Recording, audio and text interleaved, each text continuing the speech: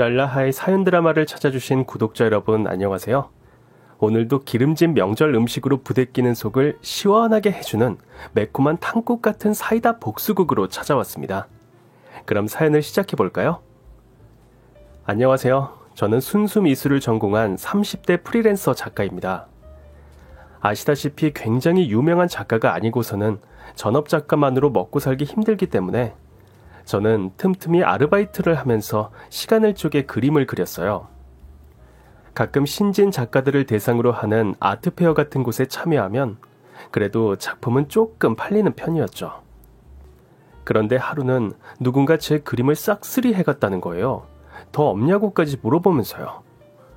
와, 이게 웬 횡재냐 싶기도 하고 내 그림을 알아보는 안목이 드디어 나타났다는 건가?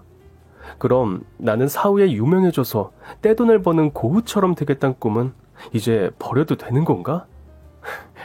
이런 허무맹랑한 생각으로 기뻤지만 한편으론 도대체 어떤 사람일까 궁금하기도 했어요. 갤러리 사장님을 살살 꼬드겨서 누군지 알아냈고 다음 전시회 때 혹시 또 올까 싶어 내내 눈알을 굴리며 그 사람을 찾았습니다. 근데 웬걸 티셔츠를 입었는데도 그 위로 보이는 탄탄한 식스팩, 어디 내놔도 안 빠질 재벌집 막내 아들 같은 귀티나는 왁구. 네, 저 솔직히 첫눈에 반했습니다. 이 남자가 범법 행위를 저지르는 그런 사람만 아니라면 뭐하는 사람이어도 상관없을 만큼요. 이 그림 계속 보고 계시네요? 마음에 들어서요. 어떤 점이요? 다양한 색깔을 써서 굉장히 화려해 보이지만 안개꽃처럼 차분하고 포근한 느낌이 숨어 있어요. 제가 좋아하는 딱 그런 느낌이요. 그렇게 얘기하는데 왜 제 심장은 눈치도 없이 콩닥콩닥 뛰고 없어 보이게 얼굴은 왜 빨개지는 거죠? 저 어디 가서 그렇게 수줍은 사람 아닌데요.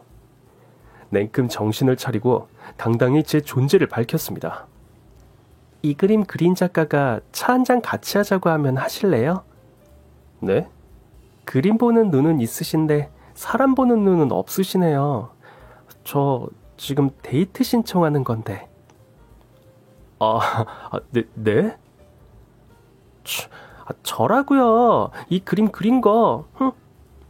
저돌적인 제 데이트 신청을 남편은 받아줬고요.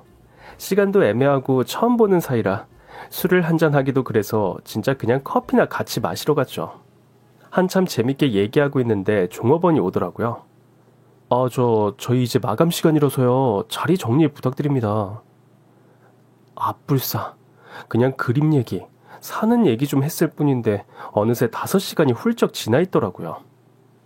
지하철도 버스도 이미 다 끊긴 시간이었죠. 아쉽지만 그날은 그렇게 헤어졌고 이후로는 남편이 계속 먼저 연락을 해왔어요.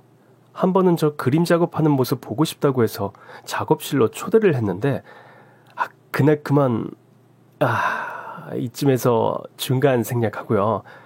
짧은 연애. 하지만 서로에 대한 강한 확신으로 결혼을 결심하고 남편 집에 처음 인사하러 갔던 날 와, 진짜 분위기가 어마어마했어요. 시부모님이 작은 사업체를 운영하고 있다는 얘기는 들어서 알고 있었는데 예상했던 것보다 훨씬 대단해 보였죠. 와, 여기가 집이야 대거리야. 혹시 지금 우리 중세시대로 시간여행 왔어요? 아니, 여기 유럽이야 뭐야. 왜 성이 있어? 아이, 과장이 심하다. 그 정도는 아니야. 그 정도는 아니라니. 그뿐만이 아니었다고요. 드라마에서나 보는 집사들 있잖아요. 집안일 돌보는 사람이 수십 명은 있었고요. 재벌집 막내 아들 같은 왁구는 그냥 나온 게 아니었던 거죠. 그런데 좀 이상했던 건 남편을 대하는 두 형들의 태도였어요. 큰형, 작은형, 오늘 나 결혼할 사람 인사한다고 일부러 온 거야? 아버지가 오래서 왔다. 근데 정작 아버지는 출장 가셨다네. 네가 뭐라고? 너 결혼할 사람한테 인사까지 하러니 우리가. 착각도 유분수지. 그게 제 특기 아니야. 착각. 취미는 뭐였더라? 지 잘난 척이었던가? 도대체 이 분위기가 뭘까 짐작도 못하겠는데 형들의 개무시는 남편을 향한 것만이 아니었어요. 한 도우미분이 차를 내오셨는데 빨리 달라니까 무슨 보석 녹차 바꿔서 녹차 따왔어? 아니지 형. 그럼 애진작에 왔겠지. 가서 씨 뿌려 수확까지 해오느라 늦은 거 아니야? 뭐해. 우리 바쁜 사람들인 거 알면 좀 빨리빨리 하라고. 밥 안 먹어? 그런데 더 놀라운 사실은 뭔지 아십니까? 남편의 두 형들이 이렇게 대놓고 막대했던 사람, 바로 어머님이셨다는 겁니다. 저는 집에서 일하시는 분들 중 한 분인 줄로만 알았고요. 만약 그랬더라도 사람을 이렇게 대하면 안 된다는 생각에 막 하고 싶은 말이 목 끝까지 차올라 폭발하기 직전이었는데 심지어 자기들을 낳아준 어머님한테 이러다뇨. 설마 혹시 제 남편도 이런 사람일까 싶어 겁이 덜컥 났죠. 그런데 다행히 그건 아니었어요. 어머니, 형들 말 너무 신경 쓰지 마세요. 제가 뭐 좀 도와드릴까요? 오늘 같은 날 혼자 너무 분주해 보이셔서요. 됐다. 오늘 니들이 주인공인데. 어서 오세요. 잠깐만 기다렸다. 저녁 같이 먹어요. 형들과는 달리 남편은 어머님께 꼬박꼬박 어머니라고 부르고 존댓말까지 썼죠. 저녁 식사를 하는 내내 형들은 무슨 초딩처럼 유치하게 남편과 어머니를 대했어요. 인사를 마치고 집으로 돌아가는 길, 저는 남편을 다그쳤죠. 뭔데 이 분위기? 도대체 뭐야? 형들은 왜 저러고 자기는 왜 가만히 있어? 아니, 왜 쩔쩔매? 그리고 들은 남편의 얘기는 조금 충격적이었습니다. 사실 나는 이 집 친아들이 아니야. 입양된 자식이지. 얘기인 즉슨 아버님이 처음 회사를 시작하실 당시에 동업자처럼 함께 시작한 분이 계신데 그분이 회사에 이사로 계시다가 불의의 사고로 돌아가셨답니다. 부인과도 일찌감치 사별하고 혼자 아들을 키우며 사셨는데 그게 바로 남편이었던 거죠. 아버님과 이사님은 아주 어릴 때부터 한 동네에서 같이 고생하며 자수성가한 중마고우셨대요. 그래서 서로에 대한 신뢰가 아주 깊은데 그러니 당연히 아버님은 이사님의 아들을 어떻게 해야 할까 고민이 많으셨죠. 아버님은 외국으로 보내고 혼자 잘 살 수 있도록 금전적인 뒷바라지를 해주려고 하셨는데요. 두 분의 관계를 아주 잘 아는 어머님이 극구 반대하셨답니다. 어떻게 저 아이를 혼자 내버려둘 수 있겠냐고요. 두 분이 입양해서 아들처럼 키우자고요. 두 형은 부모자선 믿고 어릴 때부터 개망난이로 자랐지만 남편은 똑똑하고 착해서 시부모님 손이 따로 가지 않을 만큼 잘 자랐던 거였어요. 놀라운 얘기는 더 있었어요. 시부모님이 하시는 사업은 골프와 관련된 거였는데요. 저는 그때까지만 해도 시부모님 사업체가 그냥 작다고만 알고 있었는데 그 작은 수준이란 게 골프 용품과 관련된 자회사를 몇 개나 가지고 있을 만큼 거의 그룹 수준이었더라고요. 아버님은 아들들에게 공평한 기회를 주기 위해서 두 아주버님들과 남편에게 각각 사업체 운영을 하나씩 맡기고 있었고요. 저는 그냥 남편이 아버님 회사에 낙하산으로 취직해서 일하고 있는 정도로만 생각했는데 그 일이 그 일이었다니. 진짜 재벌집은 아니어도 준 재벌집 막내 아들 정도는 되는 거였죠. 사실을 알고 나니 뭔가 이 집안의 한 식구가 된다는 게 좀 부담스럽기도 했는데 심지어 하루는 어머님께 전화가 왔습니다. 저 있는 곳 근처로 갈 테니 한번 만나자고요.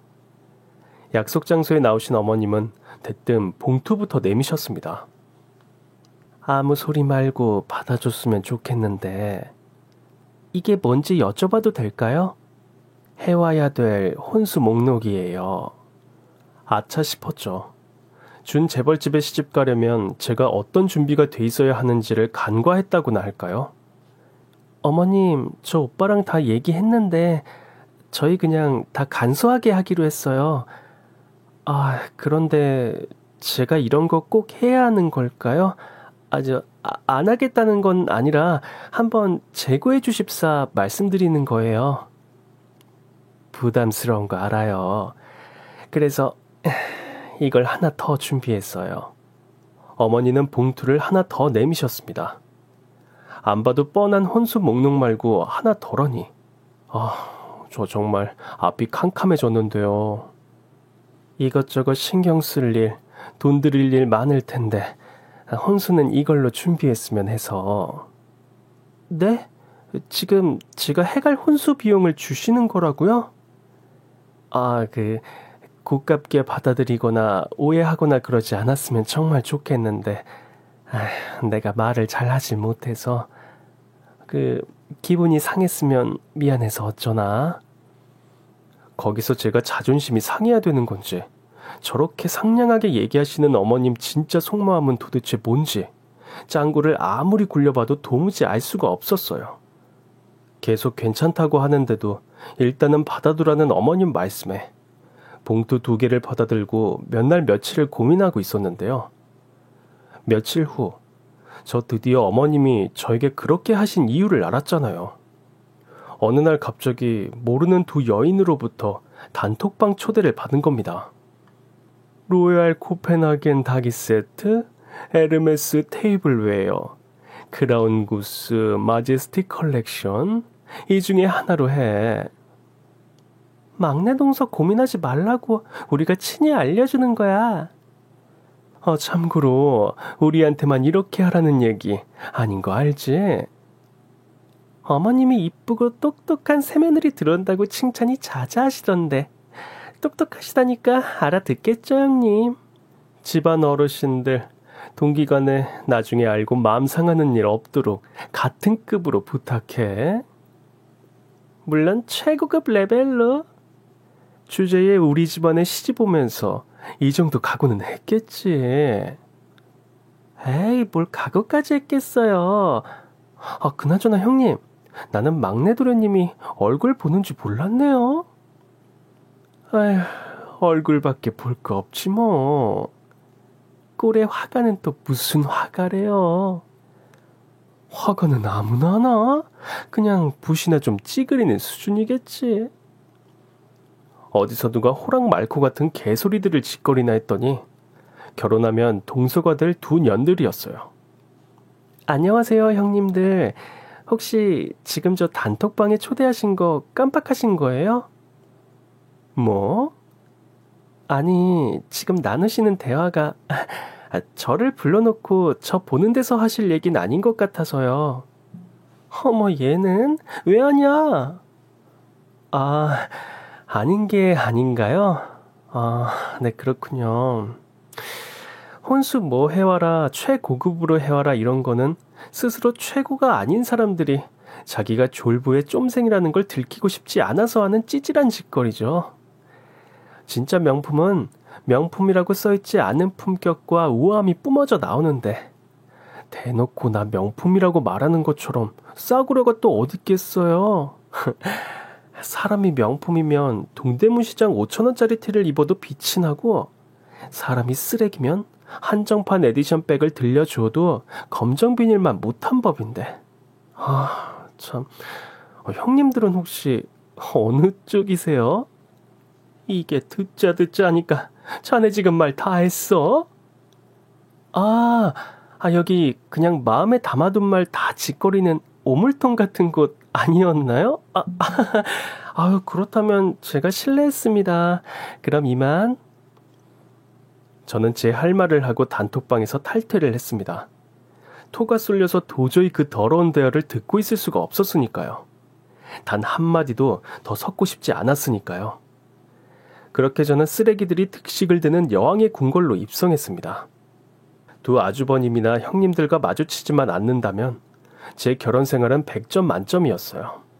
가끔 아버님 호출로 시댁에 가서 싸구려들의 개 진상을 볼 때마다 다신 마주치고 싶지 않다는 생각도 들었지만 뭐 상관은 없었어요. 그들이 개지랄을 떤다고 가만히 있는 제가 아니었으니까요. 물지 못할 거면 짖지를 말든가. 매번 저한테 한 방 맞으면서 왜 그렇게 자꾸 상대도 안 되는 잽들을 날리는지 이해가 안 됐다니까요. 그런데 결혼하고 2년쯤 지났을 때 시어머니가 조금 이상해지기 시작했습니다.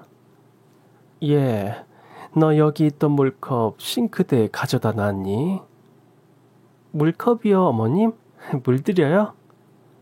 아니, 아까 막내가 나 마시라고 갖다 줬잖니. 그거 어디 갔어? 아, 어머니, 얘가 막내잖아요. 누가 물을 드렸다는 거예요? 그래? 아, 이상하네. 아까 분명히 따순 물을 갖다 주었는데.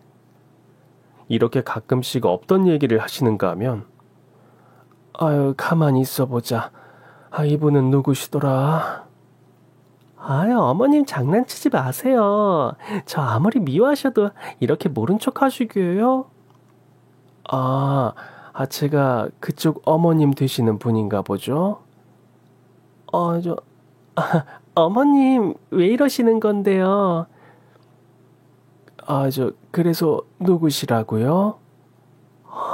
어머님 며느리요. 둘째 며느리. 어머님이요? 제가 그쪽 어머님이라고요? 했던 얘기를 자꾸 반복하기도 하셨어요.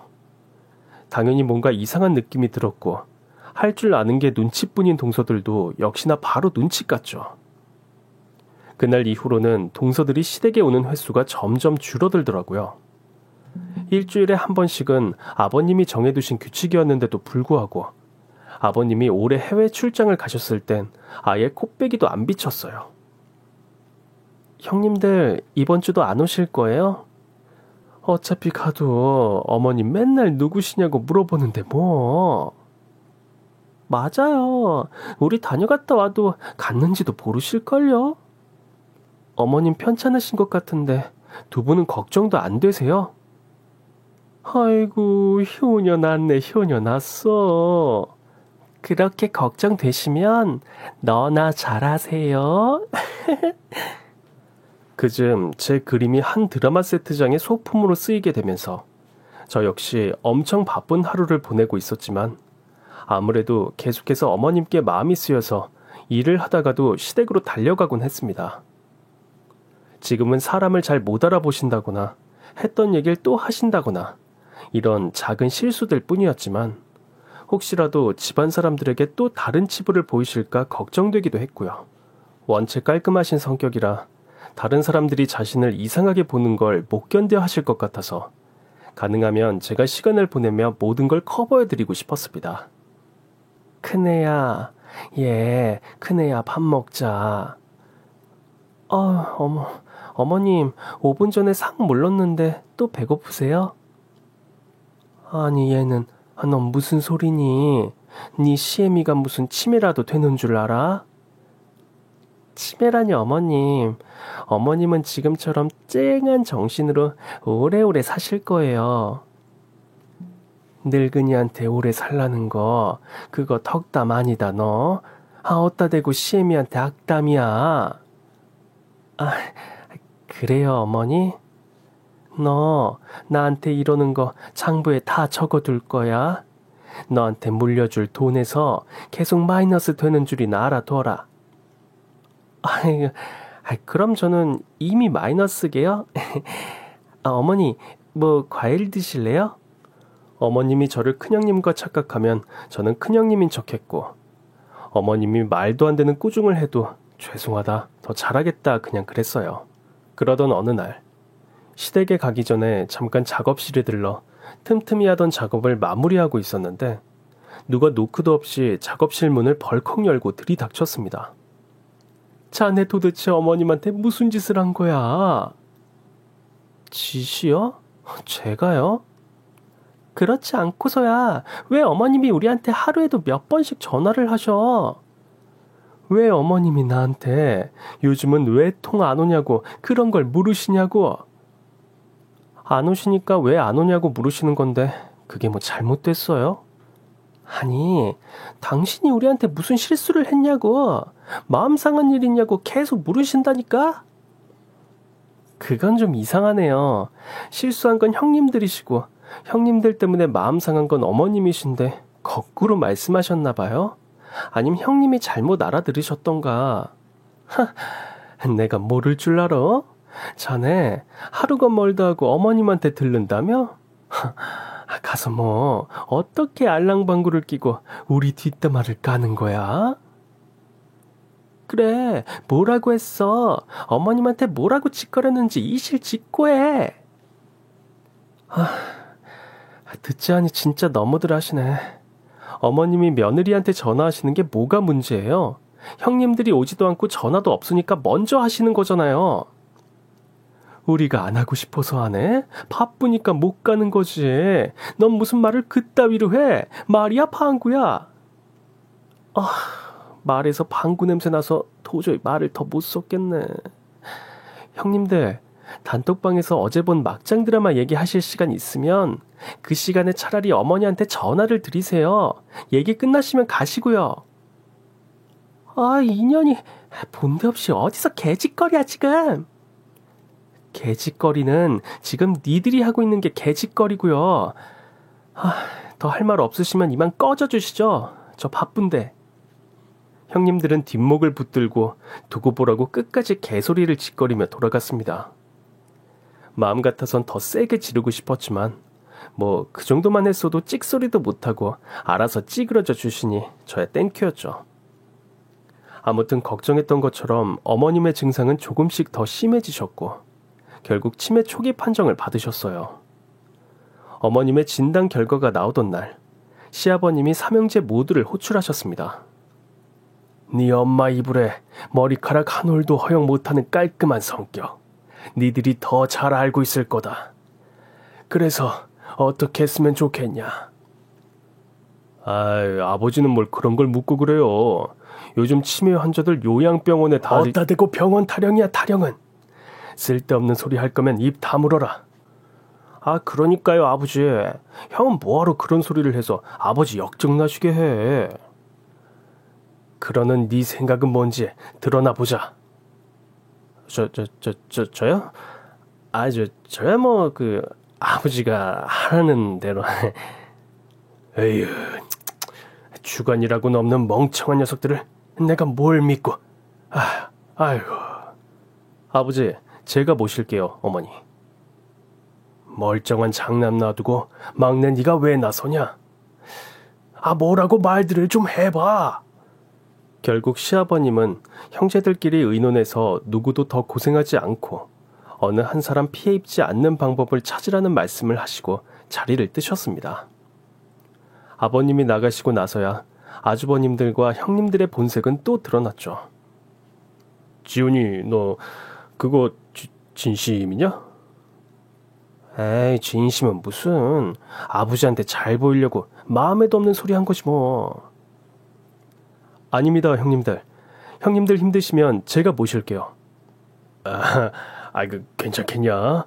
아버지 말씀대로 장남인 내가 모셔야지. 어머머머머, 여보.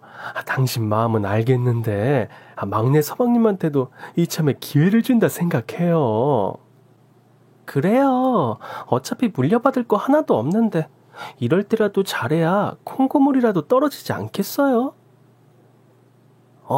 맞네, 맞아. 역시 당신 똑똑하네. 혹시 알아? 재수씨도 이 기회에 엄마 아버지한테 잘 좀 보여서 뭐라도 하나 얻어봐요.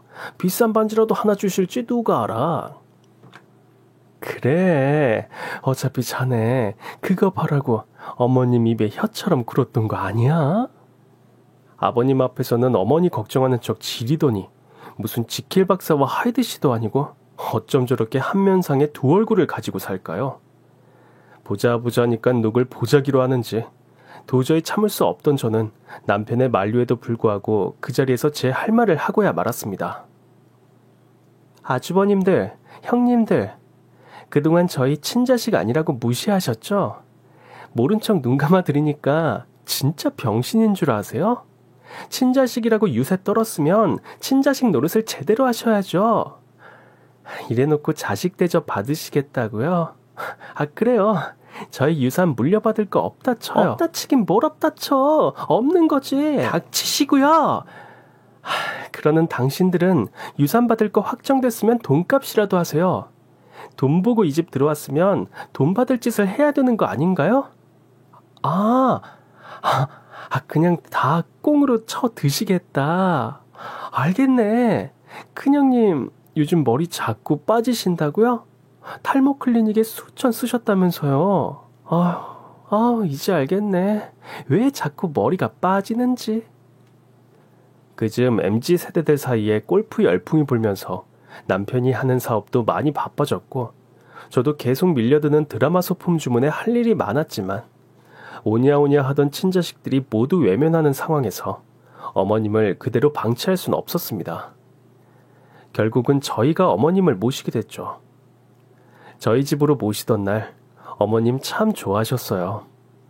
설사 그때 어머님의 정신이 온전한 상태가 아니었다 하더라도 어머님이 편안해 하시는 모습을 보니 제 마음도 편했습니다. 남편도 그랬고요. 3년쯤 지나면서 어머님의 치매는 날이 갈수록 심해졌어요. 아이고 아줌마, 저 오줌 쌌어요.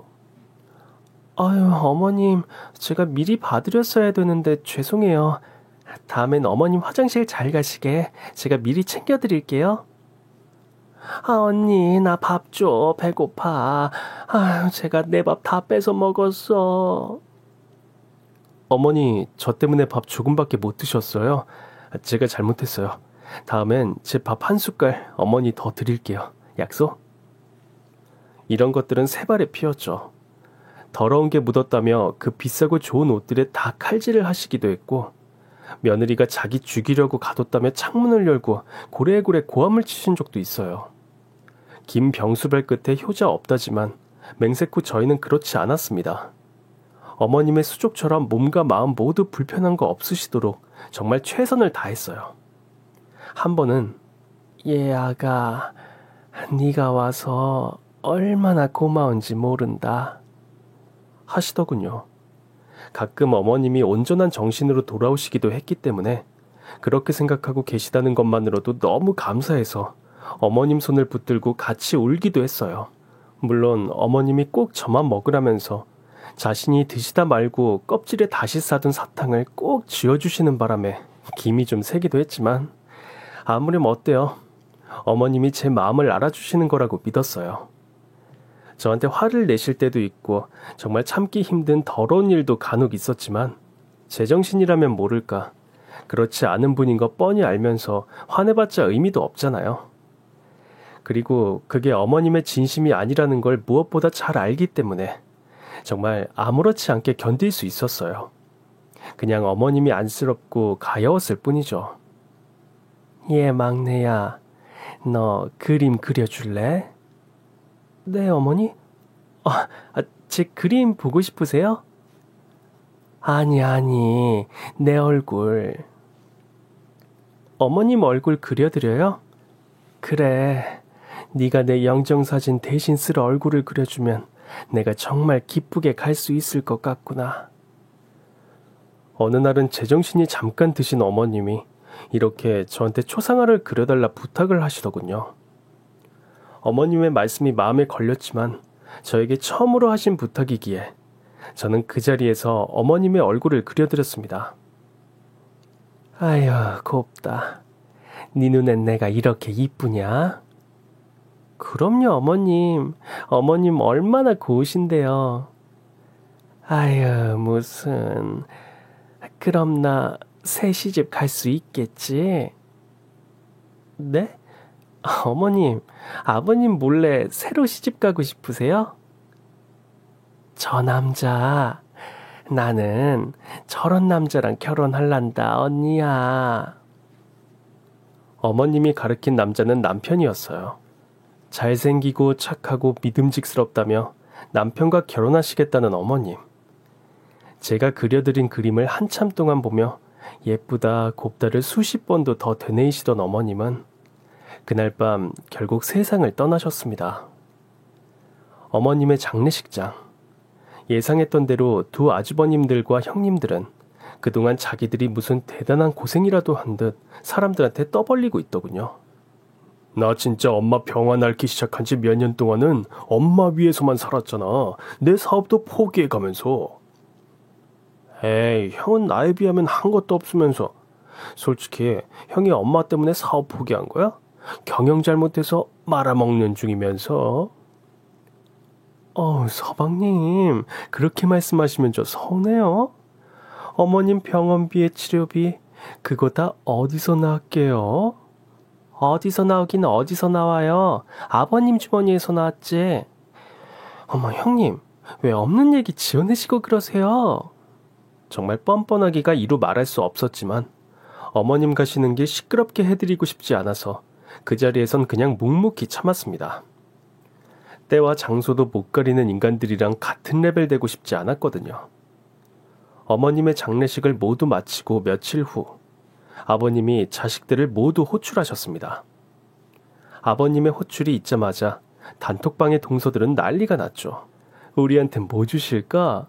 어머님 대표로 계시던 의류사업, 그건 놔주시겠지? 아니죠. 어머님이 평소 형님보단 제 패션 센스 칭찬하고 좋아하셨는데 그건 당연히 저죠. 아유, 시끄럽고. 어머님 부동산도 은근 많이 가지고 계셨던 거 알아? 개코네 개코. 하여간 형님 돈 냄새 맡는 능력은 알아준다니까요. 어머님이 재산을 어떻게 나눠주실지 다들 김칫국을 마시고 있었죠. 예상했던 대로 아버님은 모두가 모인 자리에서 어머님의 유언장을 공개하셨습니다. 내가 가진 모든 주식은 물론 내가 운영하던 상은그룹의 차후 경영권을. 나지. 김치국 마시지 말아요. 막내 아들 권지훈에게 승계한다. 이게 무슨 소리야? 이게 지금 뭐야? 말도 안 돼. 세종시와 평택시의 땅, 강남과 용산의 건물 등 내 명의로 되어 있는 모든 부동산과 모든 계좌의 동산은 역시 막내 아들 권지훈, 그리고 외롭지 않게 내 마지막을 지켜준 막내 며느리 유정은에게 50대 50으로 상속한다. 모든 재산을 다 친자식도 아닌 남편과 저에게 상속하신다니. 역시 어머님은 다 알고 계셨구나 하는 생각에 뒤늦게 또 감사한 마음이 몰아쳤습니다. 하지만 형님들 내외의 반응은 달랐죠. 아버지, 뭐 잘못된 거 아니에요? 아버지도 노망 났어요? 뭐? 너 이 자식, 그게 지금 할 소리냐? 아니, 그게 아니고서는 말이 안 되잖아, 지금 이게. 멀쩡한 친자식 놔두고 어디서 주원애한테 재산을 다 줘 주기를. 혹시 엄마가 어디서 나오네요? 그래서 그런 거야 지금? 맞네, 맞아. 그렇지 않으면 우리한테 이럴 리가 없지. 아버지, 혹시 어머니 그러는 거 다 알고도 회사 운영에 문제 생길까봐 명예실추 이런 것 때문에 다 참고 사신 거예요? 그 아가리 닥치지 못해? 순간 남편이 아주버님들께 벼락 같은 호통과 함께 주먹으로 아구창을 날렸습니다. 미처 방어할 틈도 없이 형님들은 동시에 나가 떨어졌죠. 열이 받을 대로 받은 모질한 인간들은 이번에는 남편을 몰아붙이기 시작했습니다. 너구나. 네가 어머니 모신다고 연병할 때부터 알아봤어. 너 어머니 모시면서 뒷구녕으로 무슨 짓을 벌인 거야? 머리 검은 짐승은 키우는 게 아니라더니 너 그냥 나가 죽어. 지금이라도 당장 우리 집에서 호적 파서 나가라고. 짓거려대는 것도 말이라고. 가만히 듣고 있던 남편은 이번에는 아주버님들을 쌍발차기로 날려버렸습니다. 그랬더니 이번엔 형님들이 남편한테 달려드는 게 아닙니까? 그래봤자죠. 저는 뭐 망부석인가요? 그 꼴을 저는 보고만 있었겠어요? 옆에 있던 손에 잡히는 도자기를 번쩍 들어 형님들에게 집어 던졌죠. 도자기는 큰형님 대가리를 맞추고 작은 형님의 발등으로 떨어지며 와장창 깨졌습니다. 아주 제대로 명중했는지 작은 형님은 발등뼈가 부러진 것 같았지만 그 와중에도 도자기 자기가 사준 거라며 생색내는 꼴이 아주 가짠더라고요. 이거 내가 아버님 선물로 사드린 건데 비싼 건데. 그러게 말이야. 근데 동서, 이거 안 깨지는 거라고 하지 않았어? 혹시 이거 짭 아니야?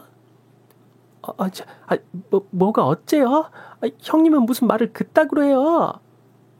아니, 이게 어디서 어른한테. 아주들이 가관이었어요. 평소 온갖 교양 있는 사모님인 척 다 하던 두 분은 도대체 어디 가고 시장통 싸움꾼들이 와 있대요. 머리끄댕이 붙들고 너 죽네 나 죽네 하면서 난리 부르스를 추더군요. 한쪽에선 아주버님들끼리 멱살 잡고 있지, 또 한쪽에선 며느리들끼리 머리끄댕이 잡고 있지.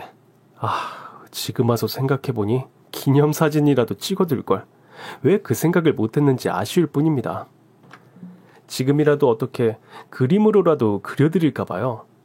제목, 재벌집 며느리들, 이렇게요. 아닌가?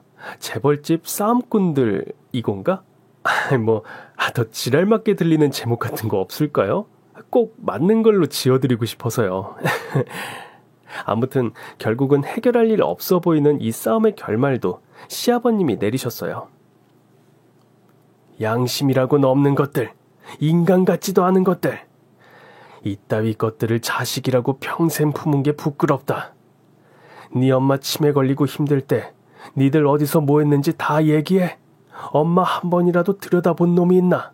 잘 계신지 전화라도 한 통 하는 놈이 있나? 아버지, 그건 우리가 바빠서 그랬던... 시끄럽다. 네 엄마 정신 돌아올 때마다 나 불러서 단단히 일렀다. 절대 니들한텐 한 푼도 주지 말라고. 이거 제정신도 아닌 엄마가 헛소리하면 아버지라도 옆에서 말렸어야죠. 맞아요. 노망난 양반 말이 뭘 하고 그걸 들어. 그래서 이렇게 친자식들을 몰상식한 인간으로 만들어? 끝까지 정신들 못 차리는구나. 지금이라도 무릎 꿇고 싹싹 빌어도 모자랄 판에. 에휴, 지금 이게 뭐 하는 짓들이야. 후레자식 같은 인간들, 말 같지도 않는 얘기 듣고 있자니 저러다 아버님마저 쓰러지실 것 같았는지 결국 또 남편이 한마디 했습니다. 형님들, 자식이라고 다 똑같은 자식인 줄 아십니까? 인간 노릇 못하는 것들한테 그래도 지금까지 자식이라고 기회 준 거, 그것만 해도 감사한 줄 아세요. 아버지 어머니가 지금 이 자리까지 만드는데 형님들은 재만 뿌렸지 뭐 하나라도 보탠 거 있어요? 아버지 어머니 재산 갉아먹는 버러지 행동밖에 더 했냐고요? 이게 듣자니까 어디서 개소리야. 아버지 그냥 듣고만 계실 거예요? 형님 개소리라뇨. 개가 들으면 서운해요. 지금 저 인간 입에서 나오는 건 말이 아니고 똥이에요, 똥. 대꾸할 가치도 없다고요. 와, 정말 저는 웬만하면 조용히 하려고 했는데 도저히 들어줄 수가 없었어요. 형님들, 끝날 때까지 끝난 게 아니라는 말 아세요? 하긴 형님들 주제에 그게 무슨 뜻인지 알기나 하시겠나요? 그러니까 착하고 친절한 제가 상세하게 알려드릴게요. 여기서 끝이 아니니까 지금 가지고 계신 것까지 뺏기지 않으려면 그 입 다무세요. 있는 힘껏 꽉 다무세요. 못 알아들으세요? 닥치라고요, 당장. 그래, 세아가, 너 말 한번 시원하게 잘했다. 뭐? 누가 누굴 호적에서 봐? 니들이야말로 지금부터 족보도 없는 후레자식들인 줄 알아라. 내일 막내 내외 데리고 내 유언장도 수정하러 갈 거니까 그리하라. 이게 무슨 의미인지 양심 있는 놈들은 다 알 거란 믿음아. 아버지. 아주버님들과 형님들은 세상이 무너지기라도 한 듯 발악을 했지만 그러면 그럴수록 아버님의 화는 더 커지기만 할 뿐이었어요. 하긴 그런 머리 굴릴 줄 알았으면 이를 이 지경까지 몰고 오지도 않았겠죠. 겉만 번지르르 하고 속은 텅 빈 강정 같은 것들이 아직도 목소리만 크면 이기는 세상인 줄 아는 건지 아주 시끄러워 죽는 줄 알았습니다. 지옥의 아우성, 바로 그거였네요. 형님들, 가만히나 좀 계세요. 가만히 있으면 중간은 간다는 말 모르세요? 인간 말종 같은 것들. 그러거나 말거나 남편과 저는 아버님을 모시고 나갔습니다. 당분간 어머님 없이 혼자 지내실 아버님이 걱정돼서 저희 집으로 모신다 했더니 그러지 말고 아예 시댁으로 들어오면 어떻겠냐 조심스럽게 물으시더라고요. 저야 좋죠. 궁궐 같은 집에서 마님처럼 든든한 아버님 등에 업고 살 수 있잖아요. 아버님은 집에 제 작업실도 따로 만들어 주셨어요. 지금까지 제가 가졌던 어떤 작업실보다 크고 근사한 작업실이요. 남편은 갑자기 2개의 회사를 통합해 운영하게 되는 바람에 지금까지보다 더 바빠졌지만 그래도 하루에 한 번 아버님과 저녁 식사하며 부자간의 대화를 나누는 일, 1년에 2번은 아버님을 모시고 여행을 가는 일, 다 소홀히 하지 않았어요. 나중에 아버님께 여쭤봤죠. 친자식도 아닌 저희에게 왜 모든 걸 다 남겨주시기로 결정하셨는지요. 알고 보니 어머님의 마지막 소원이 하나 더 있었더라고요. 여보, 당신 유언장도 바꿔줘요. 내가 그래야 마음 놓고 가요. 뭘 어떻게 해주면 되겠어? 막내가 우리 아들이에요. 다른 애들 다 필요 없어요. 당신도 알잖아요. 그럽시다. 그러자고. 당신만 믿어요. 꼭 부탁해요. 평소 시어머님을 많이 아끼셨음에도 불구하고 사업 때문에 바쁘단 핑계로 어머님이 그렇게 아프실 때까지 잘 돌보지 못한 걸 늘 미안해 하셨던 아버님은 어머님께 꼭 그 소원을 들어드리겠다고 약속하신 거였어요. 안 그래도 아버님 역시 친자식인 아주버님들 하는 꼴이 못마땅하셨던 참이었는데 어머님의 유언에 옳았구나, 기회를 잡으신 거였죠. 하긴 버리는 일마다 족족 말아먹지. 회사 대표 갑질한다는 소문이 온 세상에 파다하지. 언제 신문 사회면에 날지 모르는 시한폭탄 같은 아들들. 아버님 이름에까지 먹칠하고 있는데 언제까지 그냥 두고만 보셨겠어요. 자분자분 조금씩이나마 사업 확장하고 업계에서 인정받는 회사로 만들고 있는 막내 아들. 비록 친자식은 아니지만 친자식보다 더 극진한 막내 아들이 있는데 말이에요. 아버님과 함께 아버님의 유언장까지 수정하고 공증까지 마친 후 저는 형님들이 있는 단톡방에 오랜만에 행차를 했습니다. 안녕하세요 형님들. 어디 아픈 데는 없으세요? 날이 추워서 혈압 높으신 형님들 걱정돼요. 뻑 하면 열받고 뻑 하면 혈압 오른다 하시니까 제가 이렇게 형님들 혈압 오를 일 없어야 되는데 걱정하잖아요. 아 참, 지금까지 아버님 어머님께 받은 거 반납하셨어요? 어머머, 혹시 아직 모르셨어요? 아버님이 지금까지 증여한 재산 다 몰수하신다고 하셨는데. 아이고, 만약 모르셨다면 제가 얘기한 건 비밀로 해주세요. 아버님이 직접 얘기하시기로 하셨걸랑요. 그럼 형님들 질톡하세요. 그뿐인가요? 어머님이 물려주신 지분 덕분에 저희가 가지고 있던 지분까지 더해 남편은 2 아주버님들이 경영하던 회사의 최대 주주가 됐습니다. 당연히 아버님은 주주총회를 여셨고 아주버님들은 할 수 있는 모든 걸 동원해 막아보려고 하셨지만 계란으로 바위치기였어요. 회사 창업 당시부터 아버님을 존경해온 주주들이 누구의 손을 들어주겠어요.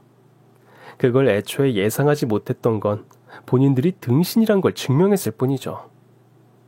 아주버님들은 맡겼던 사업체 대표 자리에서도 쫓겨났어요. 얘기한 대로 아버님은 계자식들에게 해주셨던 집이며 차, 모든 걸 다 몰수하셨고요. 그 인간들 가만히 당하고 있었냐고요? 설마 그럴 리가요. 아주버님들은 아버님을 상대로 소송을 준비했지만 아버님이 그렇게 하신 데는 일말의 부정이나 불법은 없었거든요.